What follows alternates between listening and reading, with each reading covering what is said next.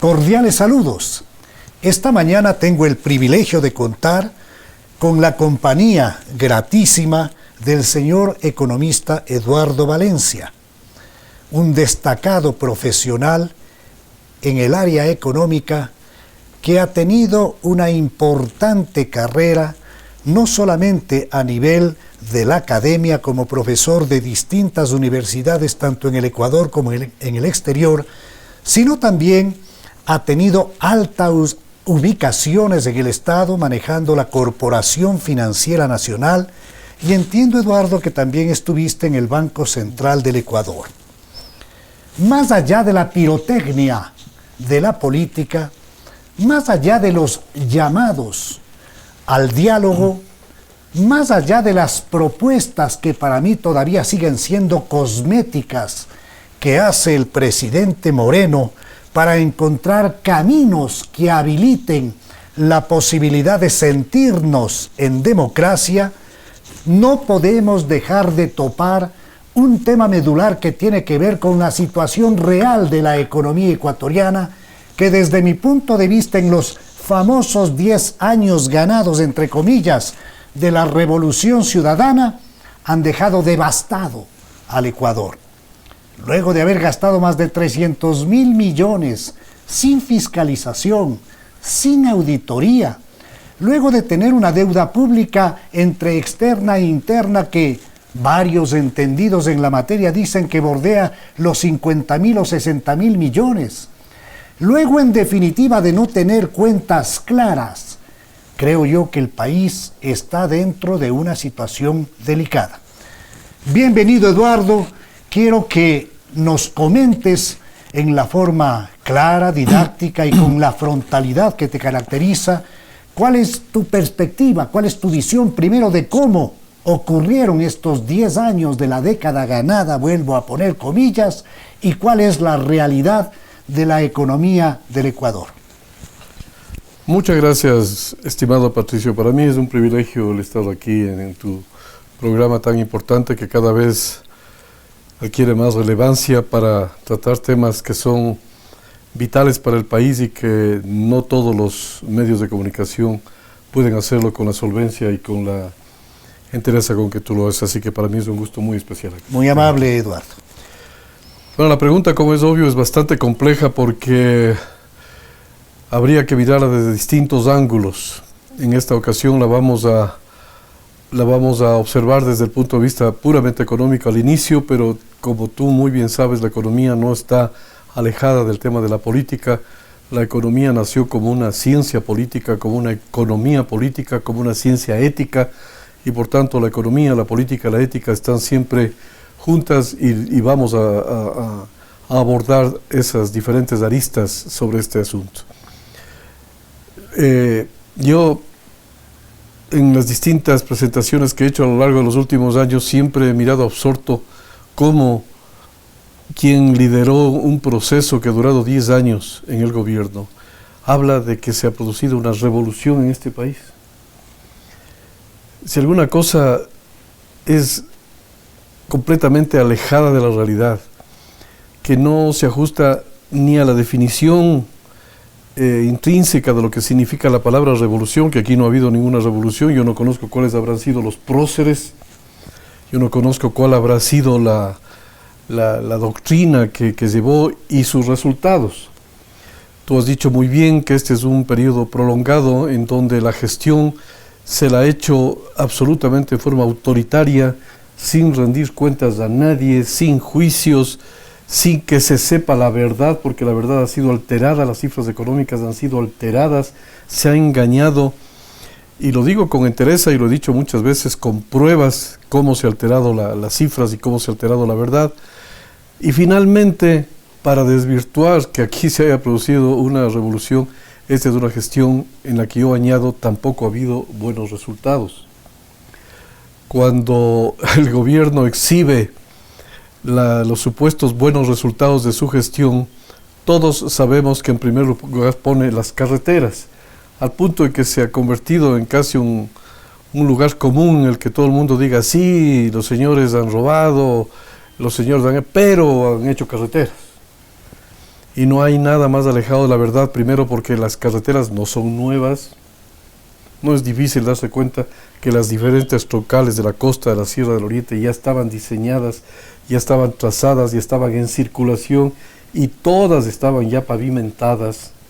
El país tenía carreteras, desde la época republicana se hizo carreteras, García Moreno hizo carreteras, Velasco Ibarra hizo carreteras, las dictaduras han hecho carreteras, pero este señor convenció al pueblo de que era la primera vez que había carreteras.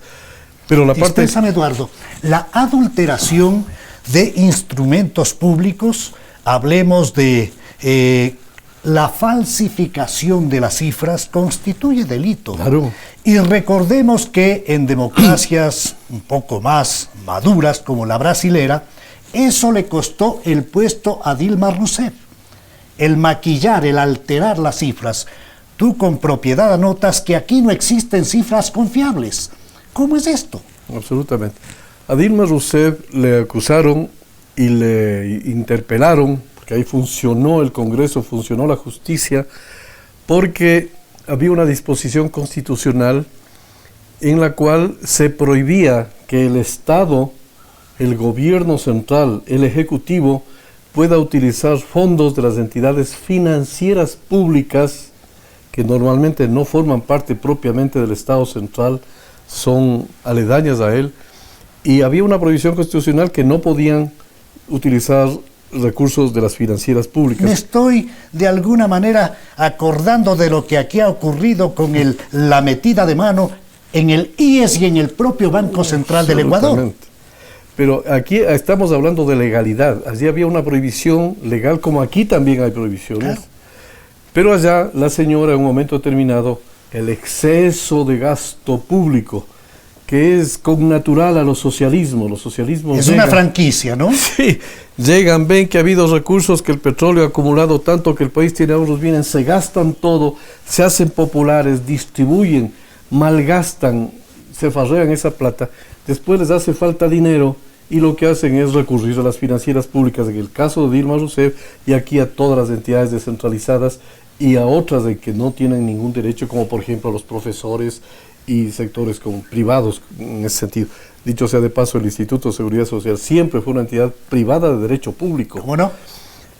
Entonces, bueno, allá se dieron cuenta que había una transgresión legal y siguieron un juicio con todas las solemnidades, le votaron del cargo. Pero aquí no pasa nada. Aquí se blindaron a partir de la famosa constituyente de Montecristi y creo yo que esa es la mejor carretera que construyó Correa. Es así. Carretera que estuvo direccionada para blindar una serie de fechorías y para evitar los controles. Ahí lograron hacer y pavimentar esa carretera que va hacia la impunidad. Absolutamente. Entonces, fíjate, hemos detectado varias cosas aquí. En primer lugar, respecto de las carreteras, que asoma como la gran emblema, porque yo hablé de que no había ni resultados, y el resultado más emblemático que el gobierno suele utilizar es que ha habido carreteras, suponiendo que no hubieran habido carreteras y que estas fueran nuevas. Lo que hicieron fue ampliar, en algunas les pusieron cemento, en otras a unos costos impresionantes. Todavía no me voy a referir a eso, porque una cosa es el que uno amplíe una carretera y otra cosa es que haga una carretera. Aquí carreteras nuevas no hay, ya las troncales estaban. Pero digo yo, aún haciendo un esfuerzo por reconocer tal logro, suponiendo que fuera verdadero logro, según mis cálculos, eso no significó para el país en los 10 años más que 6.000 millones de dólares. El gobierno dice 9.000, pero como ya he dicho, y estoy seguro que tú lo corroboras, se han mentido, se han falseado, se han contabilizado mal las cifras. El gobierno dice 9.000, cuando yo estuve dirigiendo el Instituto de Investigaciones Económicas de la Universidad Católica, hicimos una depuración, sacamos todo aquello que era maleza y que no era correcto que se contabilice como cargo de la formación bruta de capital fijo, que es la inversión, en este caso en carreteras, pero también en hospitales, también en las hidroeléctricas, en todo. Encontramos que habían cosas que no debían estar, entonces en el tema de las carreteras depuramos la cifra, no son 9.000 millones, sino 6.000. ¿Sabes cuánto significa 6.000 respecto a los 300.000 millones de dólares que ha recibido este gobierno, el gobierno de Correa? El 2%. El 2% suponiendo que hubiera estado bien gastado, que no ha estado bien gastado, suponiendo, porque ahí metieron gato por liebre, 2%, ¿dónde está el 98%? ¿A qué se fue el 98%? Bueno, también creció de una manera impresionante, inmoderada, innecesaria, el tamaño de la burocracia, que algún instante eso deberá ser revisado.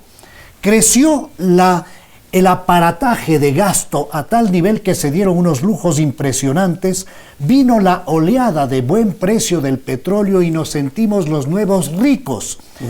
Amén de haber establecido como propia también la franquicia castrochavista que establecía precisamente esa ruta de gasto de Papá Noel lleno de dinero a manos llenas por todos los sectores y una corrupción rampante.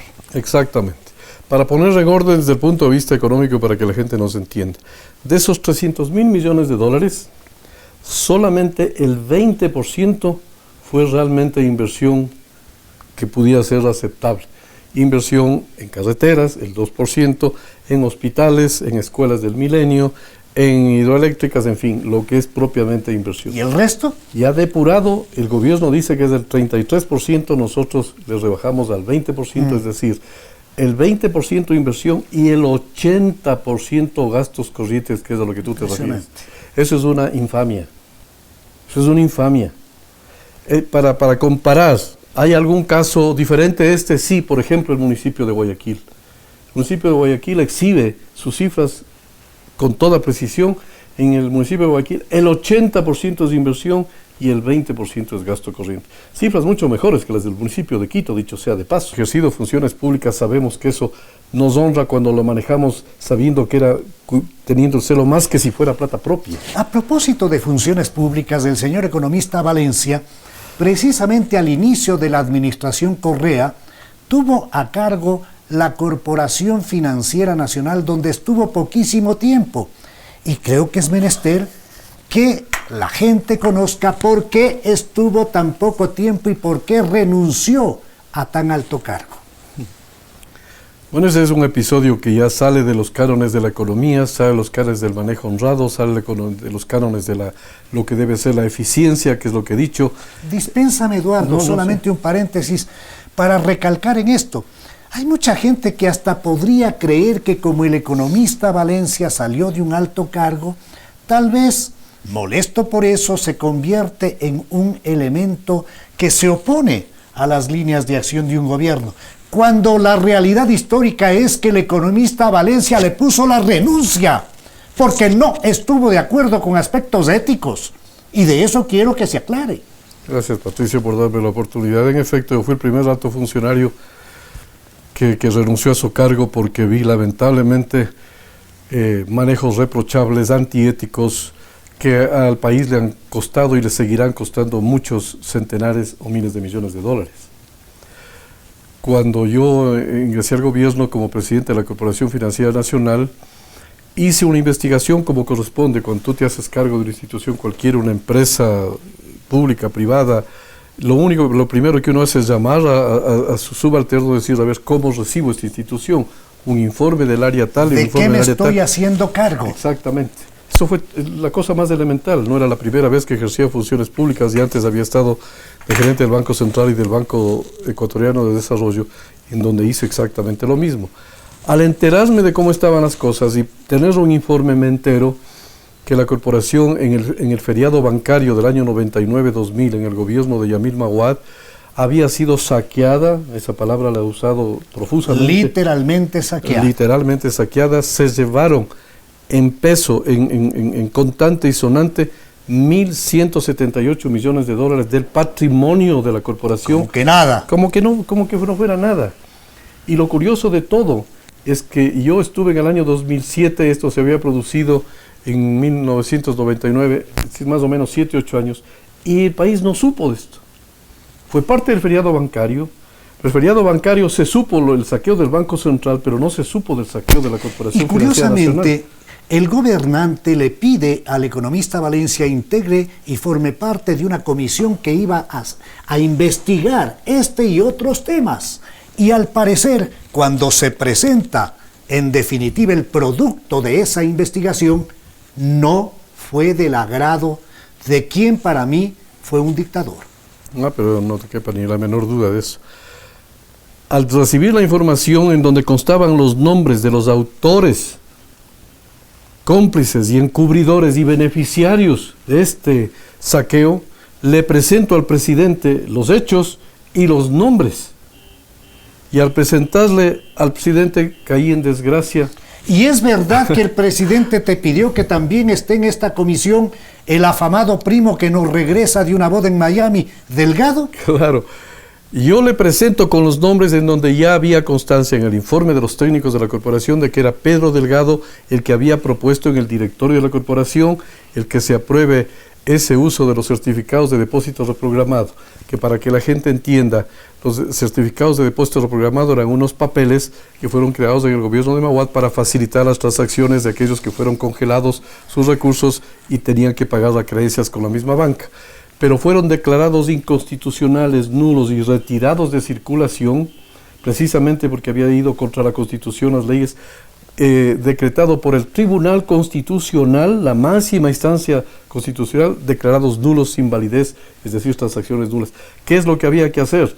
Emprender las acciones judiciales contra todos aquellos que habían hecho recuperar esto, y luego recuperar el dinero. Primero sancionar y luego o simultáneamente recuperar el dinero. ¿Cómo no?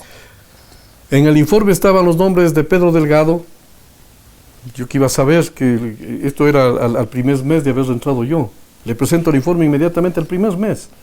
Y asoma el nombre de Pedro Delgado y ahí me entero que era primo del señor Rafael Correa. Pero no solamente él, el verdaderamente maquinador, el que concibió todo el mecanismo, era Juan Falconi Puig, que había sido ministro todopoderoso de Yamin Mahuad y que en la gestión del gobierno de Mahuad fue el que diseñó el decreto, asumió simultáneamente el Ministerio de la Producción y simultáneamente la presidencia de la corporación, 2 cargos, es decir, hizo el decreto como ministro. Que también fue superintendente de bancos. También, pero enseguida. Primero fue ministro de Mahuad, simultáneamente presidente de la CFN, como ministro expide el decreto, pasa a la corporación, lo ejecuta, saquea la corporación, se beneficia a un familiar de él directo por $1 millón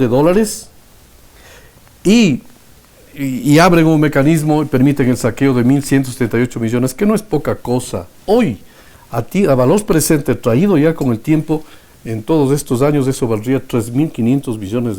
Y lo grave de toda esta tragedia nacional es que se escucha una danza de los miles de millones. Y eso al parecer está confundiendo al país y nos está llenando de anestésicos a tal extremo de que ya no nos sorprende nada. Sí. Cuando hemos vivido una década de la más desastrosa corrupción, de la más asquerosa corrupción. En fin, entonces ese es el marco que determina, que justifica la salida de Eduardo Valencia de la Corporación Financiera Nacional. Cae en desgracia porque presenta la verdad de cómo saquearon más de $1.000 millones de la Corporación Financiera Nacional. Una cosa tremenda. Y a estos 2 personajes el gobierno los eleva a los altares. Les premia. A Pedro Delgado lo pone de presidente del Banco Central después de quien presidió el fideicomiso No Más Impunidad, 200 y pico de empresas incautadas, era asesor del presidente en materia de política monetaria, es decir, a los altares. Y a Juan Falconi Puig lo nombra embajador del Ecuador, es decir, representante personal ante la Organización Mundial del Comercio, una entidad importantísima. Y obviamente en ese momento caigo yo en desgracia, porque ¿qué fue lo que pasó? Correa tenía vínculos con los 2. Lamentablemente, lo que correspondía hacer es llevar esto a las autoridades jurisdiccionales. Como él no lo hizo, fui yo el que elevó la denuncia a la Fiscalía, a la Contraloría, a la Corte Suprema de Justicia y a la Superintendencia de Bancos. Hice lo que me correspondía. Organismos de supuesto control y además de niveles judiciales que lamentablemente al estar manejados por una sola mano, nada hicieron y nada han hecho para limpiar una enorme cantidad de actos de corrupción. Vamos a los temas económicos. Termino diciendo que en este debate de las elecciones en el mes de abril, que en la campaña electoral última, quedó clarísimo que hubo 2 personas amparadas por Correa del feriado bancario de Mauad. Álvaro Guerrero, que fue el que propuso a Mauad y que fue aceptado el que se haga el feriado bancario. Lo que se llamó el feriado bancario, que permitió el saqueo del Banco Central, fue Álvaro Guerrero, que manejó la previsora. Y el otro, Juan Falcón Impuy, que fue el que permitió el saqueo de la Corporación Financiera Nacional. Es decir, esas 2 personas fueron protegidas por el gobierno de Rafael Correa. Eso quedó clarísimo en la campaña. Y sobre las cuales no hay ni un solo proceso penal. Nada. Y cuando yo quise recuperar parte del dinero, porque habían quedado unos papeles en la corporación, y le dije que me dé autorización para coger esos papeles que no valían nada, que los bancos los habían dejado ahí, certificados de depósito programado, que ya no valían nada, y se habían sacado a través de la banca, no digo los bancos necesariamente, a través de la banca esos papeles, yo quise devolverles esos papelitos y que me devuelvan la plata. Que no me devolvían, les debitaba de sus cuentas, porque la corporación tenía posibilidad de hacer ese tipo de, por ser entidad pública, ¿cómo no? Salvando el patrimonio. Y Correa me prohibió. Ese momento me fui. Ese momento fue un rompimiento total y me fui. Fui el primer alto funcionario en renunciar, porque yo ciertamente dije, no, aquí esta cosa es de locos, que ¿dónde me metí? Y Eduardo Valencia, un ecuatoriano de bien, un hombre correcto, pasa a ser además perseguido. Incluso su vida corrió peligro. Estos son hechos concretos que hemos vivido los ecuatorianos en estos 10 larguísimos años de esa mal llamada Revolución Ciudadana. Vamos al tema económico y de la manera como manejó este PhD en economía, que creo que debería más bien avergonzar a los economistas de bien. Absolutamente. Yo no he visto jamás que un presidente haya recibido tanto dinero y que al mismo tiempo haya despilfarrado tanto dinero. Porque si solo los indicadores de que el 80% fue a gasto corriente, ya es un indicador que ningún estudiante de economía 101 de primer nivel hubiera podido aceptar. Eso implica que el país perdió la gran oportunidad de hacer primero una buena inversión. Como no se hizo una buena inversión en este periodo, lo que correspondía era guardar, fortalecer la Reserva Monetaria Internacional, irla engrosando de tal manera de dar confianza al país. Se burló siempre de los fonditos de ahorro. Claro, pero por supuesto. No manejó el uso, los economistas llamamos ahorro a cuando se utilizan los recursos productivos, por ejemplo el petróleo. Hay que cuidarlo con un celo, porque es el recurso productivo más importante de la humanidad. Los bienes agrícolas, los bienes industriales, todo lo que son recursos naturales, físicos y humanos. Por ejemplo, el petróleo fue feriado, por eso se llama el feriado petrolero ahora. Además, recursos finitos, no infinitos. Exactamente, precisamente porque es el recurso más importante de la humanidad, tenía que haber sido utilizado estrictamente. No, aquí se lo dejó que se haga humo. Se vendió el petróleo a pesos irrisorios, con un subsidio monumental del Estado, que se beneficiaron las clases altas y ricas y las grandes empresas que los utilizaban. O sea, se lo malgastó, se hizo humo, se contaminó el ambiente y dejó como precedente que a las clases altas, en una proporción de entre 8 y 10 a 1 respecto de los subsidios que recibió la gente pobre. ¿Y cómo puedes probar esto? Nada difícil, está en las cuentas nacionales, al menos las que se publican y que uno puede aceptar como válidas.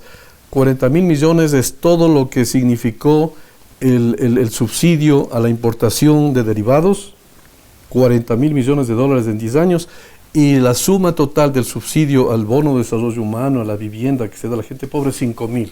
Incluso los temas éticos se ven cuando elevan el costo de los derivados de combustible que se importan, cuando se los eleva haciendo reducción del octanaje, que es una forma de modificar el precio. No, claro. Pero y aquí no pasa nada. No pasa nada. Eso en sí mismo ya es una barbaridad. Gobierno socialista de la Revolución Ciudadana que otorga subsidios entre 8 a 1 y ahora 10 a 1, porque se siguen dando a la gente rica, se siguen dando a los exportadores, se siguen dando a las alianzas público-privadas, el terminal de Pozorja, se ha hecho subsidios a una... Vamos a hablar de eso, pero chequemos además algo que para mí no deja de ser un tema de honda preocupación. Dentro de este carnaval de la política, viene desde el exterior el gran escándalo de Odebrecht. Desde el exterior, del Departamento de Justicia de la Unión Americana. Eso significa que aquí los organismos de control, entre comillas, no controlaban nada.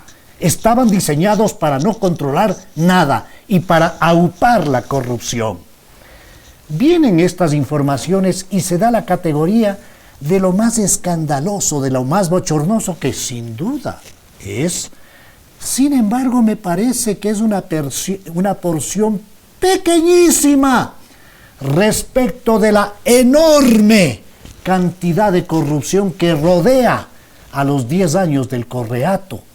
Yo no sé si es que tú, Eduardo, tienes una proporción ya en lo que significa porcentaje de la presencia de Odebrecht, de lo que Odebrecht contrata en el Ecuador frente al resto de contratación pública. ¿Qué va a pasar cuando topemos las relaciones con China, con Petrochina, con los acuerdos que están absolutamente vedados para el conocimiento nacional? ¿Qué va a ocurrir cuando miremos las famosas carreteras y la obra pública? ¿Qué va a pasar en definitiva cuando se vea realmente el nivel del endeudamiento externo de la economía ecuatoriana? En definitiva, no sé si tú estás de acuerdo que el tema Odebrecht, siendo un tema delicado y complejo, me parece que en la parte ya de la proporción no es la parte gruesa. Es una tragedia.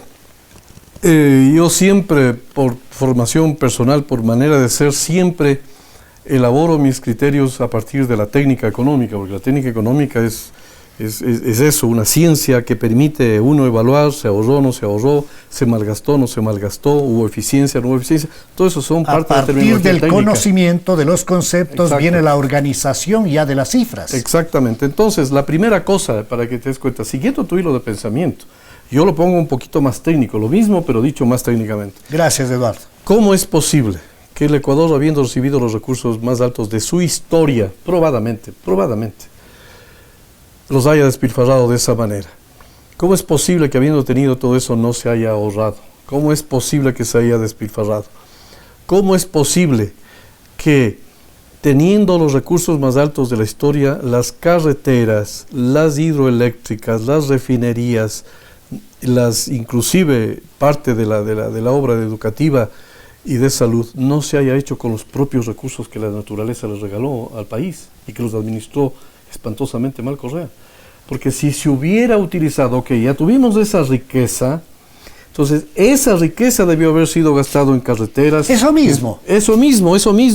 Es decir, utilizar nuestros recursos propios, nuestros recursos propios, gastábamos en eso y el país hubiera dicho, bueno, el petróleo sirvió para carreteras, el petróleo sirvió para esto.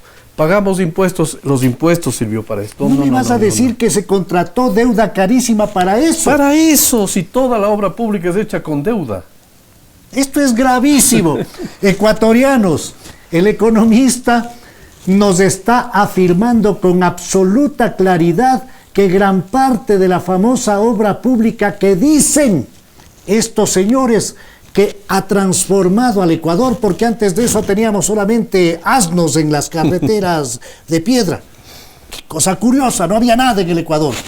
Pero ellos lo que hacen es deuda cara, contratar deuda cara para complicar las finanzas públicas. ¿Es así? Así es, efectivamente. ¿O estoy entendiendo mal? No, para nada.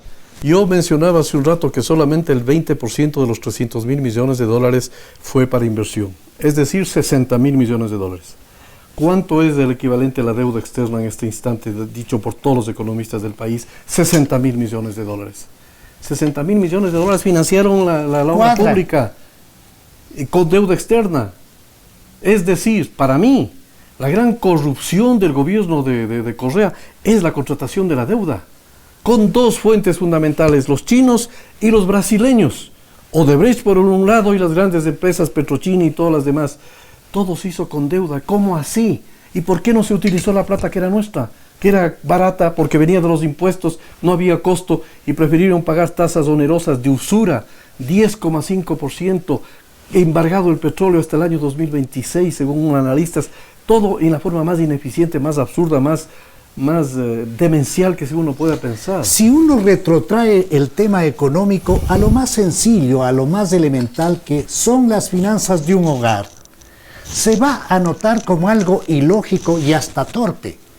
Que un hogar, si es que tiene ingresos establecidos, no use esos ingresos para cubrir sus costos, sus gastos, sino que se endeude de la manera más brutal para llenarse después de compromisos que le convierta a su familia en el transcurrir del tiempo en una familia quebrada y sin salida. ¿Es eso lo que pasó en el Ecuador? Eso fue lo que pasó en el Ecuador. La doctrina revolucionaria que ellos la utilizan cuando les conviene ante el pueblo. Que lo profesan, que le han hecho casi religión. Claro, Ricardo Patiño. Primero la vida antes que la deuda. Gobiernos neoliberales, primero la deuda antes que la vida. Nosotros los revolucionarios, primero la vida, el bienestar de las personas pobres. Primero Una farsa. Una farsa. Hoy, en este instante, anualmente, solamente como para el repago, lo que se llama el pago del servicio de la deuda. El servicio de la deuda, de capital más intereses, anualmente pagamos ya por sobre los 10.000 millones de dólares y a fines de este año seguramente llegaremos a los 13.000 millones de dólares anuales, más del 30% del presupuesto general del Estado. Tú nos estás insinuando que estamos viviendo del chulco en este momento. Bueno, la tragedia es que toda la obra pública se hizo con el chulco porque la usura, los intereses que se pagaron, las condiciones fueron nocivas para el país, nocivas totalmente. La infamia es haber metido la deuda. Entonces, la pregunta es, ¿y qué se hizo con los recursos propios? Todo está en gasto corriente. Y ese gasto corriente, una vez que se realiza, se va. Porque cuando se gasta, si los recursos propios se hubieran gastado en estas carreteras, en estas refinerías, en estas hidroeléctricas, se podría recuperar. Pero no se puede recuperar porque hay que pagar deuda y se vuelve a ir al exterior. Y en cambio, todo lo hecho en gasto corriente se gasta, un burócrata coge su dinero, los gastos administrativos son enormes, los aviones, las sabatinas ya no vuelven más. Entonces, el multimillonario gasto en lo que para mí fue algo que manejaron realmente con una eficiencia brutal, que si Goebbels abre los ojos, él se inscribe para entender cómo se manejó una política de propaganda para vaciar el cerebro de los ecuatorianos y para tratar de que estos vayan unificando el criterio y pensando que por fin tenemos las más grandes obras, el más grande gobierno y un cambio maravilloso en el Ecuador. Es decir, esta intoxicación publicitaria que costó también una fortuna. Una fortuna. Con todos estos elementos, Eduardo, ¿cómo queda la caja fiscal? ¿Cómo recibe el licenciado gobernante las cuentas públicas? Primerito que nada, no nos han dejado ningún patrimonio. Correa, con esa verborrea que tiene, con esa habilidad para que la gente maquiavélica, entienda qué es dejar un patrimonio. Claro.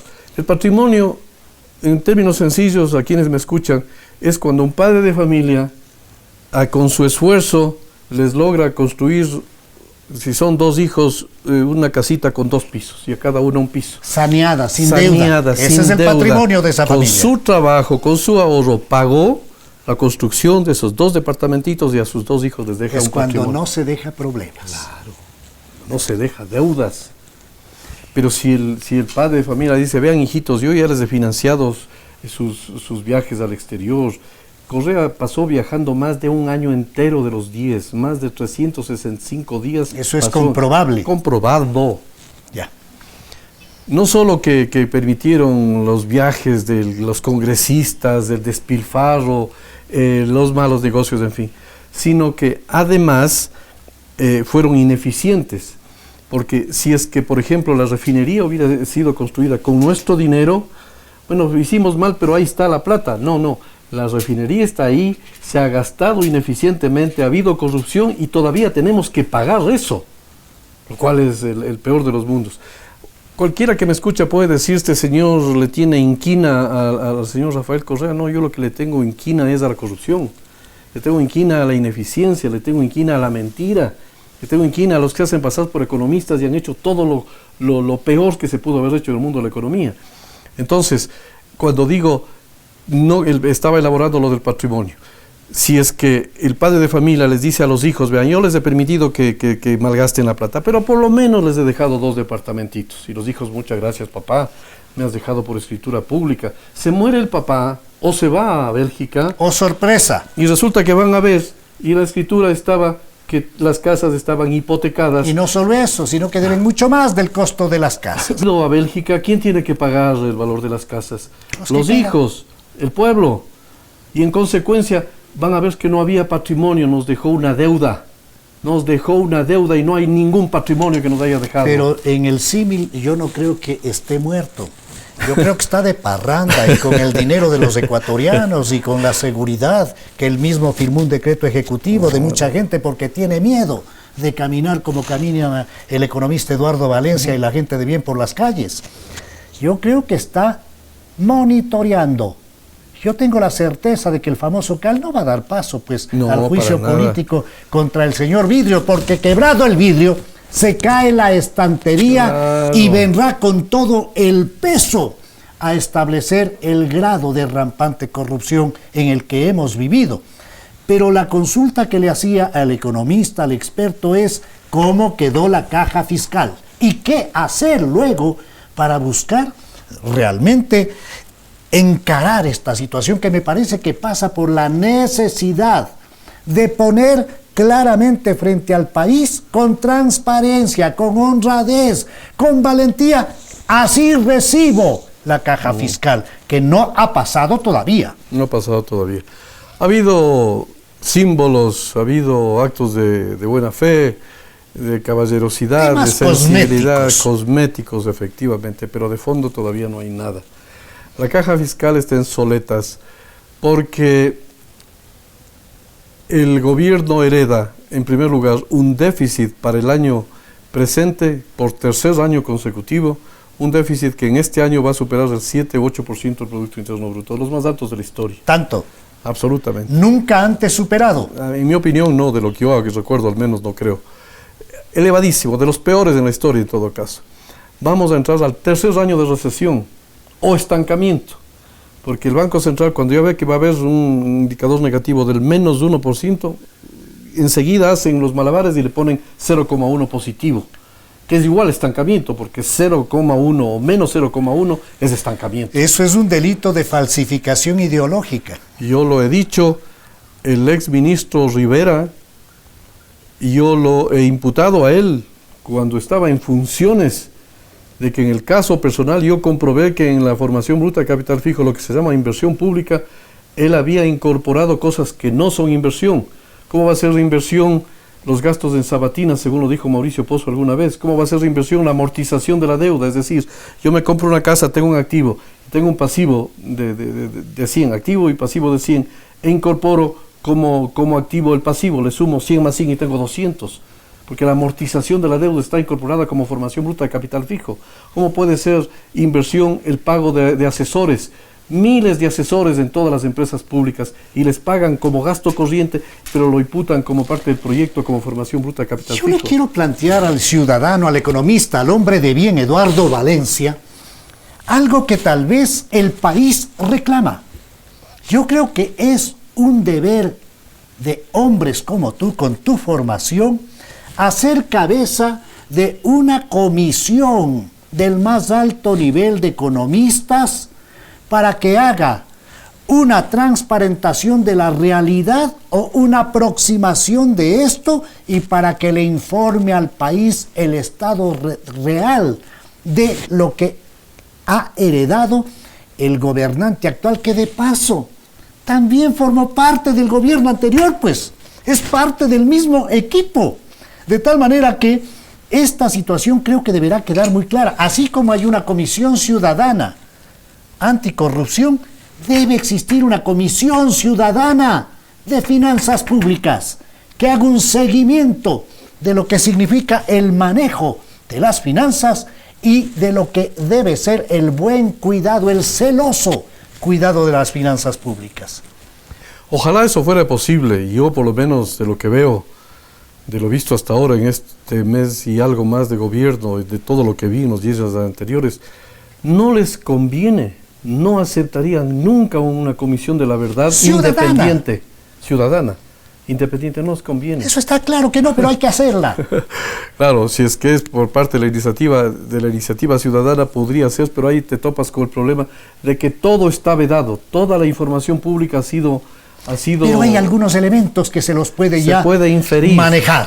Se puede inferir. Por ejemplo, de deuda externa nadie sabe exactamente, los contratos se los declararon absolutamente reservados y nadie sabe.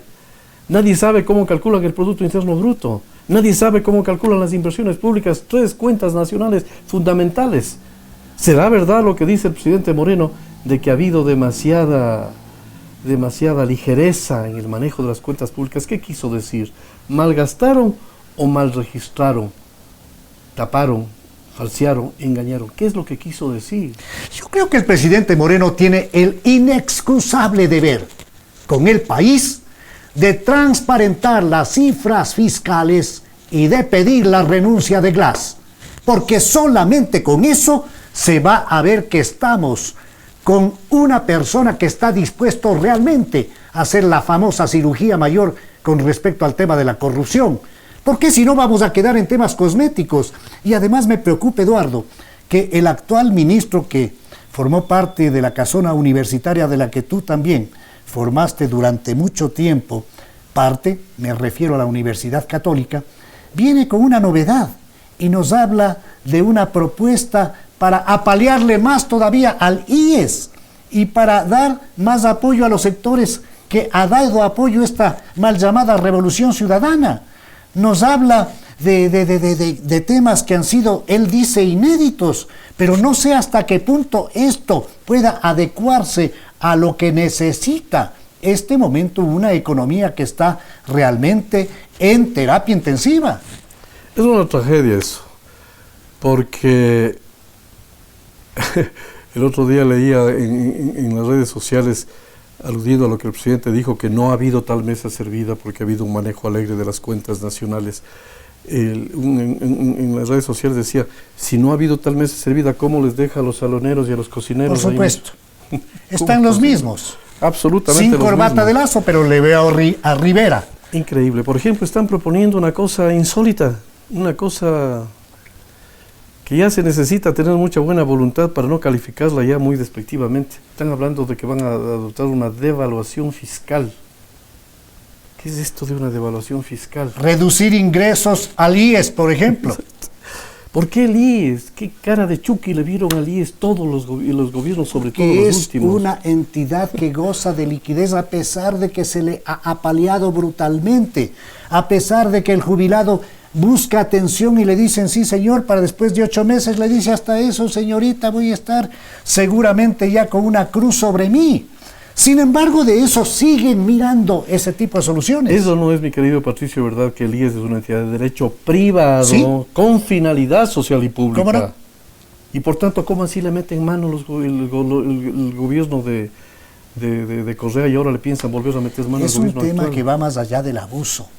Es un tema que para mí ya está en los límites de la criminalidad. Esto no puede seguirse dando ni aceptando. Esto ya no es admisible. Pero bueno, yo quiero hacer un ejercicio con Eduardo, hombre de gran talla intelectual, uno de los mejores economistas que tiene el Ecuador. Yo le pongo en el plano de que Eduardo Valencia es el ministro de Finanzas y recibe esta famosa herencia de esta revolución ciudadana con cifras de espanto. ¿Qué hacemos? La primera cosa, asumir que el causante de la crisis, el causante de los déficits, el causante de las pérdidas, el causante del subempleo, de que los sectores productivos estén rezagados cada año más respecto al Producto Interno Bruto. Aceptar la culpa. La razón, la causa fue el mal manejo de las finanzas públicas. Me nombra ministro de Finanzas, la primera cosa que haría es un programa radical, a fondo de austeridad. A fondo. empezando por los gastos administrativos de los que nos hemos referido antes, que representa, según los cálculos que nosotros hicimos del Instituto, casi el 15% del total de recursos de gasto que gastó el gobierno. Pero te dirían que eso implica el recorte de personal y mandar a ecuatorianos a la calle. Los gastos administrativos no tienen nada que ver con el pago de planillas de personal. Eso es bueno aclararlo. Claro, los gastos administrativos son todos los pagos a consultorías. Otro rubro de corrupción. Por favor. Miles de millones. Por favor. Si son miles de millones de dólares, bueno, corte todito eso de raíz, frene ya afuera todas estas tecniazules, estos señores Bill Phillips.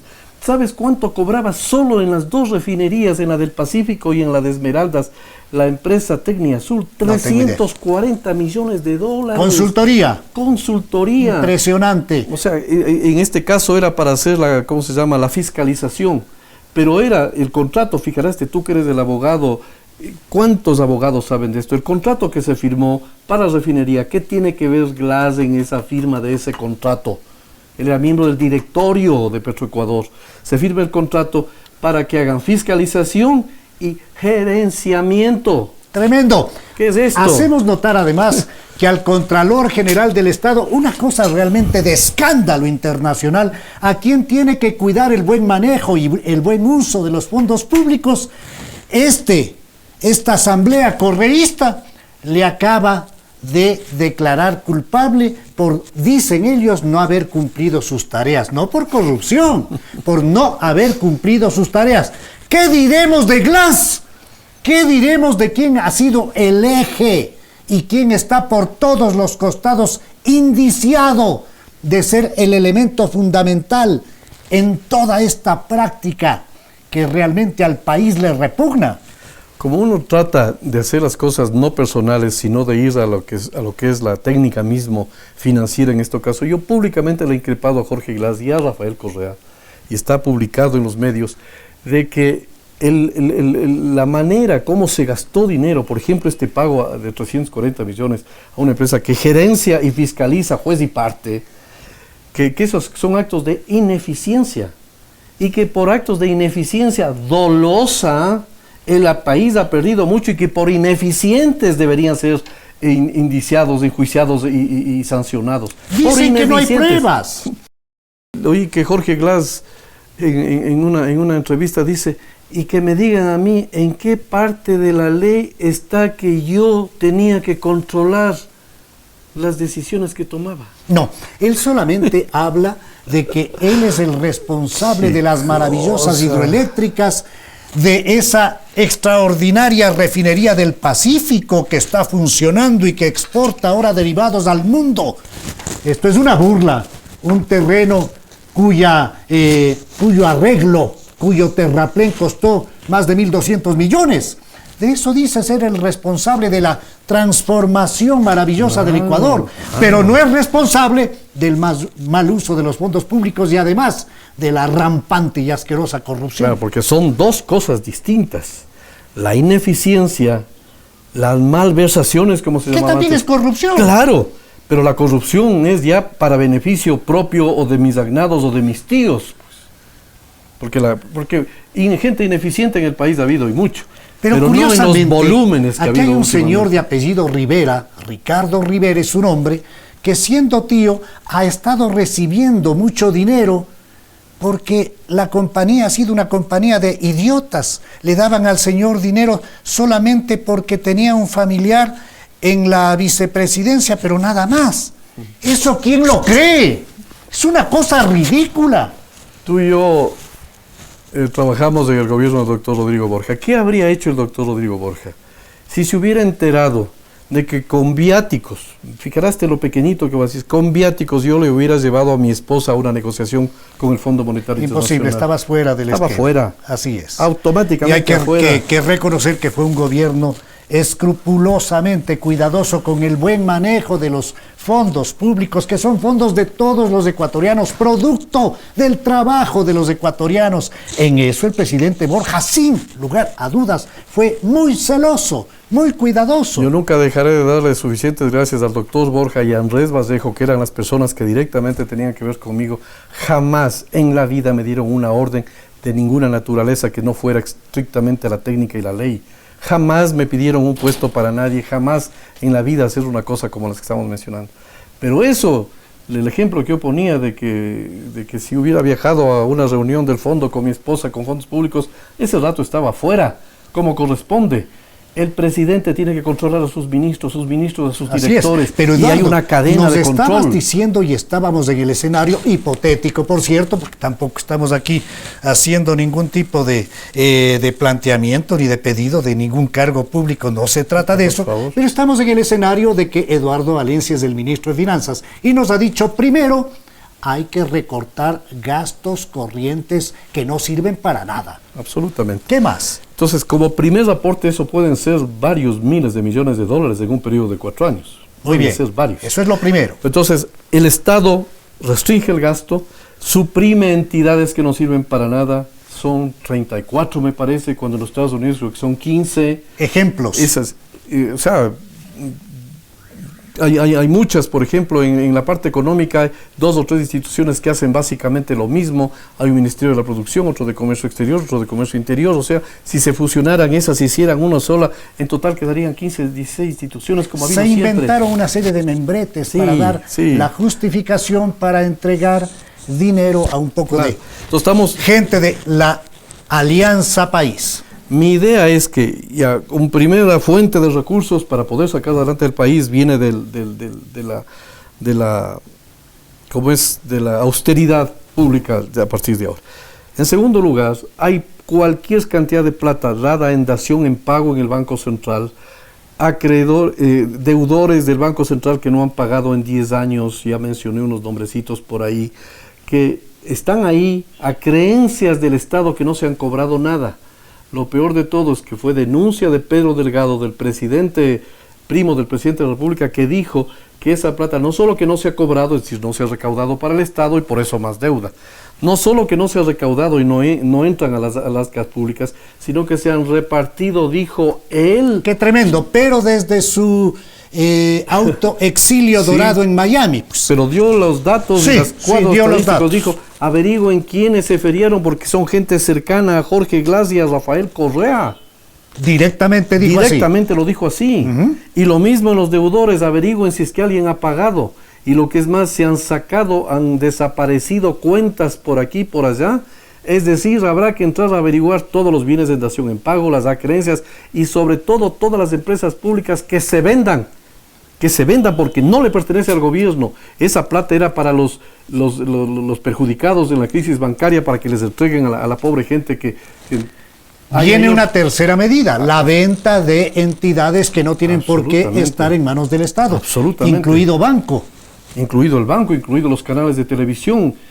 El presidente de China tiene un solo canal de televisión, el presidente ruso un solo canal de televisión. Son canales públicos, no canales correístas. Pero por supuesto, ¿cuándo vamos a poner orden allí? ¿Y cómo así hay tanta plata metida y sin embargo van a subir en la medida de la devaluación fiscal, van a subir las salvaguardias afectando a las importaciones, con lo cual pagará el pueblo, porque todos los impuestos indirectos siempre paga el pueblo. El pueblo pagará para que se beneficien los exportadores. Una devaluación clásica. Disfrazada de devaluación fiscal. Por favor. Y en dólares. He mencionado tres fuentes provenientes del gobierno. El esfuerzo fundamental tiene. La cuarta, yo sostengo que si es que se empezara a sancionar a los corruptos, habría que recuperar ese dinero. En República Dominicana han hecho un arreglo que Odebrecht tiene que pagar como indemnización 250 millones de dólares. Me parece que a los Estados Unidos son 1.250 millones de dólares. Es decir, no es solamente de denunciar a los corruptos, sino hay que recuperar esa plata para el Estado. Hacer un esfuerzo judicial para la recuperación de esos fondos. Y además me parece que hay un elemento que es importante. Hay que reprogramar y hay que buscar una renegociación de la deuda carísima por una deuda menos cara. Esa es la parte financiera, sí, pero estaba hablando de un gran fondo propio, de recursos propios. Ya voy mencionando 4 o 5 de esos. Obviamente, creo que también el sector privado tiene que ayudar. ¿En qué forma? Por ejemplo, yo creo que los bancos han tenido unas utilidades excesivas este año. Y no porque yo tenga nada contra los bancos, cuando los bancos actúan como es normal, ponen en riesgo su capital, que lo invierten, prestan, recuperan, van aumentando los fondos y van con sus recursos Aquí hay un propios. paréntesis y dispénsame que lo haga. Yo nunca he entendido el por qué en la banca ecuatoriana existe una brecha enorme entre tasa activa y pasiva. Tal vez vamos a aclarar el concepto de lo que yo quiero transmitir. Si es que yo tengo $10,000 que me sobran y voy al banco y le digo, banco, le voy a dejar estos $10,000, ¿cuánto me pagan, Eduardo, por esos $10,000 míos? 3%. Ya. Si le digo al banco, señor banco, necesito $10,000, présteme usted esos $10,000, ¿cuánto me cuesta? El banco solo te califica crédito de consumo, que es casi para lo único que tienes recursos, y te cuesta el 17%, 18%. ¿Ya? Entonces, ¿por qué esa enorme diferencia? ¿Por qué esa enorme diferencia entre una tasa activa y pasiva, que así creo que se llama? Así es. Ese es el margen bancario. Ese es el acuerdo tácito de los gobiernos con los banqueros. Yo entiendo que los banqueros salieron, Gracias. los bancos salieron de una crisis muy fuerte, muy poderosa, y que tenían que ser cautelosos. No hay que regular también Pero eso, obvio, Eduardo. hay que regular todo. Las tasas de interés en este país son tasas de Pero usura tú decías en dólares, que no por tienes favor. nada contra los bancos Nada. y querías hacer algún planteamiento. Claro, el tema es que todos estos últimos años, sobre todo el último año, el país ha estado viviendo, como ya analizamos antes, de deuda externa. Como ya no hay recursos propios, como ya no hay petróleo, todo está hipotecado, todo está ya comprometido, entonces estamos viviendo de deuda. Si no es por la deuda, no hay dinero que circule en la economía. La deuda externa contraída por el gobierno, más tarde o más temprano, se pagan a proveedores, se paga a fulano y va a la banca. Entonces, la banca es la que recibe los recursos provenientes de la deuda contraída por el gobierno. Entonces, sus operaciones, que han disminuido radicalmente en los últimos tiempos, en un hecho que me parece lógico que no sean tan voraces y demasiada exposición en las inversiones, ha disminuido, pero como las tasas, los rendimientos son tan altos, tienen unas utilidades enormes. En definitiva, el país, todo lo que circula en la economía, circula gracias a la deuda externa. Con eso se fondean los bancos y se mueve el sector privado. Con los déficits fiscales financiados con deuda externa, se pagan los contratos del Estado. Y la Reserva Monetaria Internacional está sostenida en la deuda externa, porque si no habrían recursos de deuda, no tendríamos Reserva Monetaria Internacional. ¿Cómo es que con este panorama tan complejo puede sostenerse la dolarización? Aquí realmente no entiendo qué está pasando. ¿O es que existen también situaciones que de alguna manera ayudan a apuntalarla? Situaciones, por supuesto, complejas como lavados y otro tipo de elementos.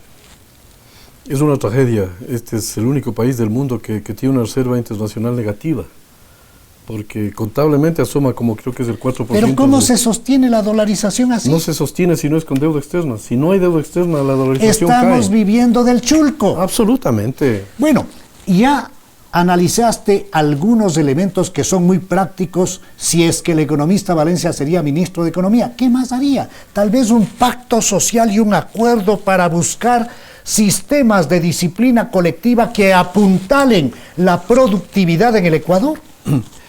La primera señal tiene que venir del gobierno, porque ahí está la gran causa del problema. En el momento en que la gente vea que el gobierno está ordenando sus cuentas, que las ha sincerado, que está haciendo un sacrificio fiscal, no una devaluación fiscal, un sacrificio fiscal, entonces tiene fuerza moral para decir, vean, yo voy a poner la parte grande, pongan ustedes un poco. Pero también tendría fuerza moral si es que se decide a combatir la corrupción. Ah, pero por supuesto, yo por eso hablé. La parte de la corrupción no solo tiene que combatirla, que no la están combatiendo. Ahora he visto con pena la declaración del presidente que prácticamente lo absolvió a Jorge Glass. Le dijo, señor Glass, ya un momentito, espérese la reunión del cambio que le van a absolver. Que la piedra se desmoronaba y el correato falseaba, porque la nota decía simplemente que no puede un vicepresidente de la República vivir permanentemente defendiéndose de múltiples causas. Eso para mí significaba decirle, señor, apártese, dedíquese a defender su situación y permitamos que las autoridades cumplan el papel. Veo el video y de alguna manera le está santificando. Pero claro, yo escuché el canal 8 de la mañana y Alfredo Pino Argote la interpretó igualito que yo. Yo acabo de venir de un canal de televisión haciendo una declaración parecida. Lo que dijo Alfredo Pino Argote fue exacto. Solo a un débil mental le puede engañar ese mensaje. Pues, porque el mensaje fue, espérate Jorge, que en el CAL te van a absolver. No dijo así. Espérate la resolución del CAL. Pero como la señora Guiñaga, que es la persona de Rafael Correa, que toma las decisiones en el CAL y en la próspera asambleísta, ¿no? He visto estas cosas que ya me imagino que empezarán a hacerse públicas próximamente. Pero ella ya le bendijo, dijo, no, el CAL ya va a decidir que no hay el juicio. Entonces, el presidente de la República dice, como ya no va a haber, la mía es una interpretación, una inferencia obvia. Espérate a la resolución del CAL. ¿Cuál resolución del CAL? Absolutoria, no va a haber juicio. Entonces vuelve a trabajar, sigue nomás en tu puesto, que te necesitamos, porque además has desvirtuado todas las cosas que te han imputado. ¿Qué cosa se ha desvirtuado, mi querido Patricio? Es una cosa infame, ¿no? Desvanecido, es una burla sangrienta en contra de un pueblo noble, de un pueblo trabajador, de un pueblo sacrificado, de un pueblo que no puede seguir tragando estas ruedas de molino. Ha sido realmente una enorme satisfacción dialogar con el señor economista Eduardo Valencia, a quien le quiero hacer unas preguntas más bien de orden personal y particular. ¿Dónde nació Eduardo Valencia? En Quito, San Sebastián. En San Sebastián, en la ciudad de Quito. ¿Está casado Eduardo? Sí, gracias a Dios. ¿Cuántos hijos? Tengo 47 años de casado, tengo 4 hermosos hijos y 6 maravillosos nietos. Es Eduardo Valencia uno de los ecuatorianos más valiosos que ha dado una contribución cívica permanente y ha tenido la gentileza de aceptar charlar en nuestro programa. Buenas tardes.